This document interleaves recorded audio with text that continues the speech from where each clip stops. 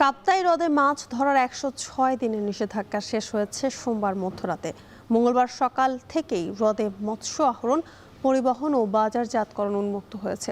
এর মধ্যে জেলার ৪টি মৎস্য অবতরণ ঘাটে আসতে শুরু করেছে মাছ। এ বিষয়ে আরও জানাতে রাঙামাটি মৎস্য অবতরণ ঘাট থেকে যুক্ত হচ্ছেন সহকর্মী জিয়াউর রহমান জুয়েল।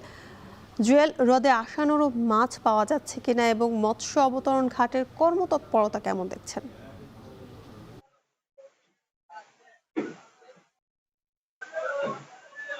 জ্যোতিকা, বলে রাখি যে টানা ৩ মাস ১৬ দিন পর মূলত গতকাল রাত ১২টার পর থেকেই কাপ্তাই হ্রদে মৎস্য আহরণ শুরু হয়েছে এবং সেটি আজ সকাল ৬:৩০টার পর থেকেই যেহেতু জেলা প্রশাসনের নিষেধাজ্ঞা ছিল, ৬:৩০টার পর থেকেই মূলত আসা শুরু হয়েছে।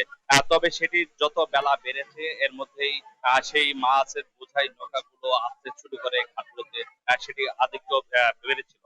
বলে রাখি যে প্রতিদিন সকাল ৬:৩০ থেকে সন্ধ্যা ৭টা পর্যন্ত রাঙ্গামাটির যে কাপ্তাই হ্রদ কেন্দ্রিক ৪টি মৎস্য অবতরণ ঘাট রয়েছে। বিশেষ করে আমি যেখানটায় দাঁড়িয়ে আছি, রাঙ্গামাটি মৎস্য অবতরণ ঘাট, একই সঙ্গে কাপ্তাই, মারিশা এবং সর্বশেষ খাগড়াছড়ির মালছড়ির যে মৎস্য অবতরণ ঘাট আছে, এই ৪টি অবতরণ ঘাটেই মূলত মাছ এখানে আসে। সেখান থেকে শুল্ক আইন হয়ে সরকারি যে পাওনা সেটি পরিশোধ করেই ব্যবসায়ীদের হাত ধরে দেশের নানা প্রান্তে সেই মাছগুলো ছড়িয়ে পড়ে। আপনি জানেন কাপ্তাই হ্রদ দক্ষিণ পূর্ব এশিয়ার সবচেয়ে বড় মিঠা পানির কৃত্রিম জলাধার, যেখানে আয়তন প্রায় ৭২৫ বর্গ কিলোমিটার।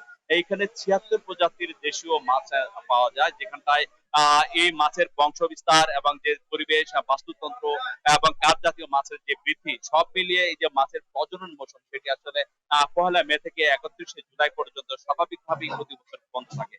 কিন্তু আপনি জানেন যে প্রাকৃতিক যে পরিবেশের কারণে জলবায়ু পরিবর্তনের যে প্রভাব, সেটির কারণে কিছুটা পানি কমে যায় প্রতি বছরই। এই বছরও ২৪শে এপ্রিল থেকেই মূলত এই ১০ই আগস্ট পর্যন্ত রাত ১২টা পর্যন্ত মাছ আহরণ বন্ধ ছিল। আমরা সকাল থেকে দেখেছি প্রচুর সংখ্যক মাছ এখানে এসেছে এবং ব্যবসায়ীরা খুশি।